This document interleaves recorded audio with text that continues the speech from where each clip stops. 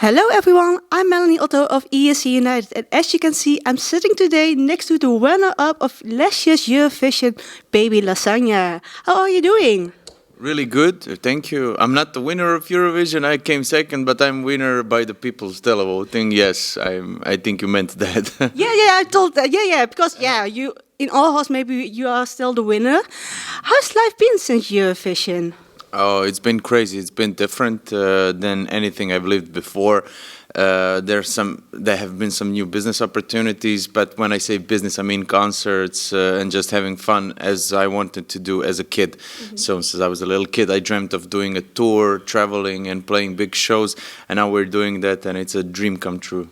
Yes, that's amazing because, as you said, you win the people vote and you get a lot of fans after Eurovision. How has it been to get so much people knowing you now? Well, it's been weird, going to do some everyday stuff like going to buy bread, and now people knowing you and look at you. Sometimes it could fuel your anxiety really hard because it's weird coming to a room when everybody's like turning around when you come to a restaurant or whatever. I don't particularly like that, but at the same time people approach you and you can see that they're happy, that they're excited, and that makes you excited and happy and proud of what you did. So it's kind of give and take. And you also got a lot of new fans. What do you actually like about your fans? Oh, I think the best thing about my fans is the community within itself. So they talk to one another outside of me. So a lot of people connected through music of what we do. So our music from Baby Lasagna, and now they're friends and they're actually traveling. Like, I know people that came from Helsinki and met people from UK just to come in Croatia and hang out for a few days. So it's just the cliche, music connecting people, you know what I mean? There's a strong community, and it's been really fun just to watch them outside of their knowledge. Yeah, because your music are connecting people. What do you think that's so special about your music that connect those people to come to your concert all over the world? Oh, I don't think my music is special. I think the people who are listening to my music are special in a sense that they're connecting to each other and they're kind of nice and they're so polite and they have a good heart. So I don't think my music is somewhat special. I think the people are. But I don't know. I think everything has its roots in my career from Eurovision. So I think that's something special. In Eurovision, I have the most hardy fans. So maybe that's the thing. Maybe that's it. That's why we also love Eurovision. Yeah. Well, looking back to your Eurovision journey, what was the most special moment for you? Most memorable moment, if you're looking back to it? Well, when it comes to random special moments, somewhat funny and heartwarming and scary moment, it would be the first rehearsals on Eurovision that we had in front of the audience. So when we did the dance, and I didn't know that they would have the bracelets or whatever, and when I turned around and saw the whole arena doing this, I was like, what is happening? So that was one of the moments, but at the same time, maybe one of the best moments is when I came back to Croatia and there were like 10,000 people on the main square in Zagreb waiting for me, and everybody was crying. I was crying. It was all over the news, and it was just such a big and impactful event that melted my heart. And it's still kind of weird that it actually happened. It sounds like what. But did you expect it? Because when you sent in your song for Dora, did you expect it in the end? Yeah, you went to Eurovision. That this was the impact that you are going to get after Eurovision. Well, I never expected it. I never do anything with any expectations in a sense of you hope that somebody will listen to your music, but you never dream of you don't get your hopes up so high, at least I don't, that you imagine your welcoming home party, 10,000 people on the main square, the news broadcast, the soldiers, the police, everything is just what is happening, it's president is coming. So no, my vision for Dora was to, if I get in, it would be cool, I will make maybe 20 new fans and that's it. But well, it gets a lot more. It went a lot more. Yeah, maybe 20,000 maybe. Yeah. And Eurovision, you did it. Did something make you the experience yourself? Did it also influence you as an artist? Did you learn something that made you a better artist today than before that you did Eurovision? It gave me courage, and it gave me it built my trust within myself because I trusted myself and I didn't let anyone like from the high ups and the big heads from the industry tell me what to do. I listened to myself and my friends, and we did the best. And I had moments where I listened to somebody else and it didn't go well for me. No. So I built courage and trust in my decision and my vision. So that was different. That helped me a lot. And it was just when you go on a Eurovision stage, it's scary. And Yes, it is. It's scary and it builds character. You know, I think I'm a little bit stronger than I was few months ago, a year ago, and yeah, I remember, you know, Dora happened in Zagreb this year, but it was all the time in Opatija. And in Opatija there are like 2,000 people watching, and in Zagreb it's only 100 people like in the audience. And I was so happy because I never sang in front of the audience before, and you know what I mean. And now I'm singing on the like big stages and big festivals, so being celebrating the fact that you're performing in front of just 100 people, and now to performing on one of the biggest stages like Exit or whatever in front of 10,000 people, it's different. It's insane, isn't it? Yeah. And you said you develop also your character.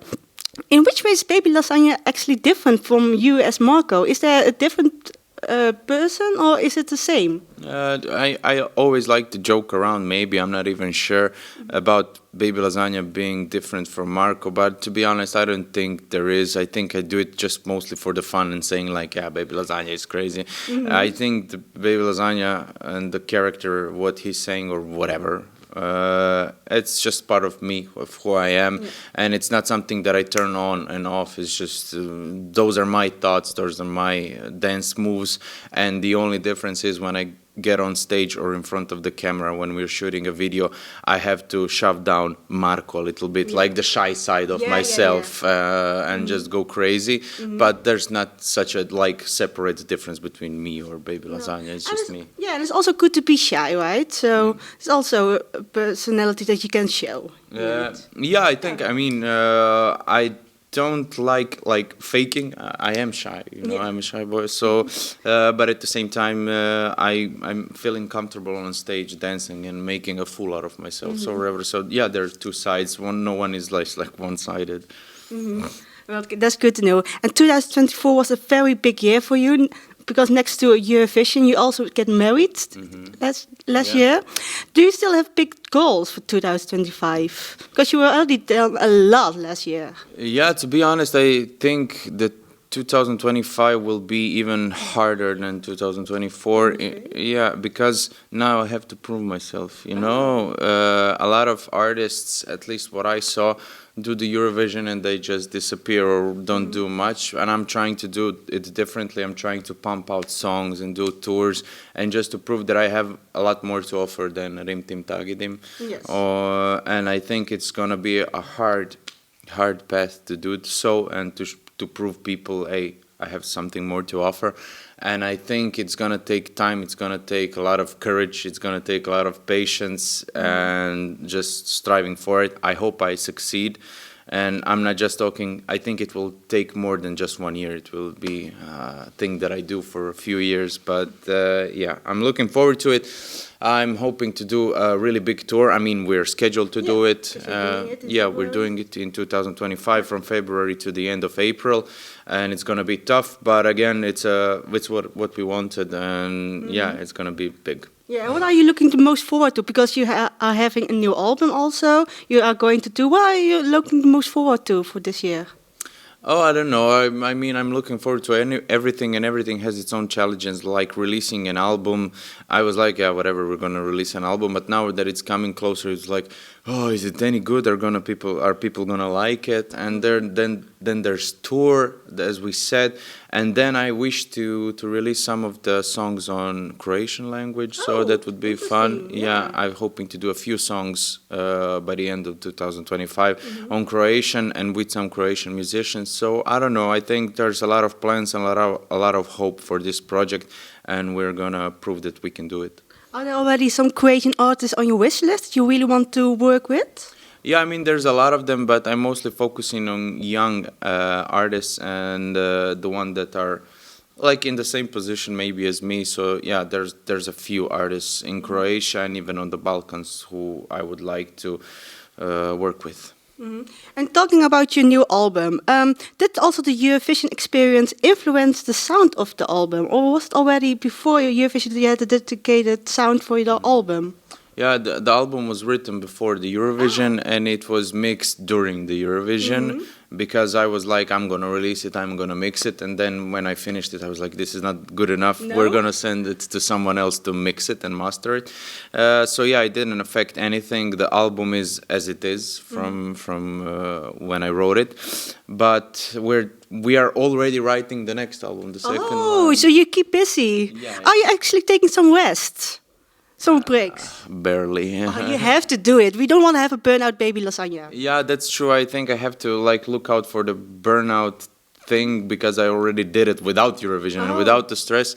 So I know what it's like, but at the same time I really don't want to get too comfortable with what I have now because I think I can do much more than what we have now. So What are you doing now then to relax in between the live concerts? Well, people say, I mean, we are already writing a new album and people maybe think like you reacted, or maybe you should rest, but I love writing. The writing is taking a rest for me. I was on my honeymoon and I pissed off my wife. No! Because I was like, when are we gonna go home? I wanna write. Oh, really? Yeah, so I didn't like fully enjoy my honeymoon because I was looking forward to going home and writing some new music. Yeah, so I find it relaxing. We are sorry for your for your wife, that you want to write. But we are looking forward to your album. It's going to be called Demons and Mosquitoes. Why did you decide to call it like that?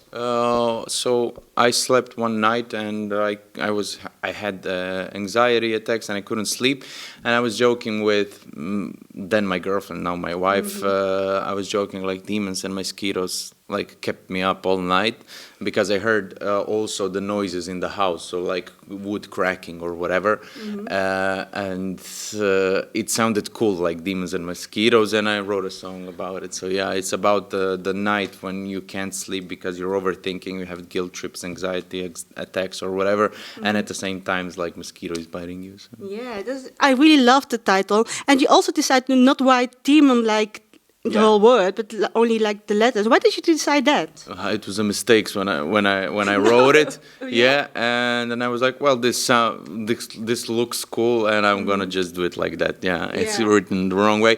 And usually when I write on social media, like 6 out of 10 times I write something wrong and I have to correct it, so I'm really bad at that. So yeah, but it looks cool on it. Yeah. So yeah, and your music is like a nice balance of humor and energy and emotions. How do you actually get that balance in your music? How is the creative process going when you are writing like a song? Well, those kind of things I think come naturally to me. But at the same time, I really don't want to preach in my music. So maybe when I'm trying to say something that's preachy, I hide behind humor. Yeah. So maybe it's easier for me. And people also like humor and I like humor. So maybe it comes out funny. And I always found challenge, but like a good challenge in writing about something that's really heavy or deep or difficult in a kind of funny, jokey way. So, like, you know what I'm saying? I think it's funny. Those kind of like shows, like I don't know, South Park, Family Guy, or whatever. They're usually doing something really heavy, and they're just making a humor out of it, but not like making fun of it. But you know, I don't know how to say it in English, but you know what I mean. I know what you mean. Is it also what you want to tell with your album, or do you have another special meaning behind your album? What's the story what you want to tell with your album? Well, I don't know. I just hope that there's not a clear vision or what I want to say, but if I had to make something up, in a sense, what I hope that people will get from that album is that they will find out if they have anxiety or if they have depression or if they have anything that they struggle with mentally or just generally in life, that there are other people who are also struggling. That's what some artists did for me, like 21 Pilots when I struggled. And when I listened to them, I was like, oh, he's also struggling and he's really cool. So maybe it's not all that dark. So just like a comfort, and at the same time maybe joke with them as I do, a humorous way. So maybe I hope that they laugh and they have a friend in that album. And yeah, that's what all I can wish for. And that's a very beautiful message. Is there also a very special song for you on your album, or do you love them all? I don't love them all. There are like few that I'm like, why did I write them? Yeah. But there are a few special ones. The one that it's really special for me is Stress, which is not yet out, but it will be out before the album, and it will be a single. And Demons and Mosquitoes are really nice. I hate Rim Tim Tagadim. No. Oh, no, you hate it. Well, you can say, are you not already tired of singing that song the whole time? Because it's like the song that everyone knows you about. Yeah, everyone knows me about. But I read about Nirvana, Kurt Cobain hated Smells Like Teen Spirit, and Led Zeppelin hated Stairway to Heaven. And there is some love and hate relationship between me and Rim Tim Tagadim, because Rim Tim Tagadim exploded, and now I get to do what what I'm doing now. But at the same time, sometimes you go on the concerts and people are just waiting for Rim Tim Tagadim, and they just success, and I want to go off stage and just whatever, because I know there's more to me than just one song. But it's a price of what it is, and that's what I want to change. But at the end of the day, I love to play that song. And when the concert is good, people usually go crazy on Don't Hate Yourself, on Biggie Boom, and on Rim Tim Tagadim. So it's fun to play. Yeah, I also love your other songs. EJ Boy is also one of my favorites. So I love it. So also give the other songs some love from Baby Lasagna. So if you can describe your album in 3 words, what will it be? Funny, sad, and energetic, I think. Yeah? The most basic words ever. Yeah, well, that's also fine. Then we also have a little bit of expectation what we can expect. And you're also going on tour. What are you, with your tour? What can we expect of it? Is it only a new album, or are we also expect new songs? No, it's an album. We won't play any new songs because there currently aren't any new songs, but there are 14 songs, so it's a longer set. And we're gonna do, of course, a few surprises, like maybe acoustic something, or we change instruments. Yeah, we will do something fun.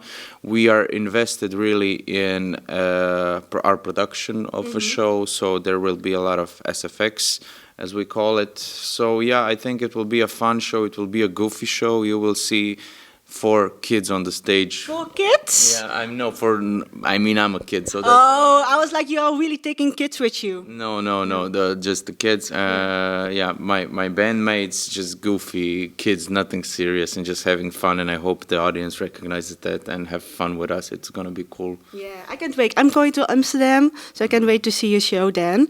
As you also know, the selection of Dora is also coming in a few weeks. What would you advise to your follower in Croatia? What advice would you give to them if they are going to Eurovision? Yeah, I have really good advices for them. Don't sign any contract that come after Dora. Just wait, because the bigger ones will be after Eurovision. At least it did it for me. So don't write don't sign any first offers.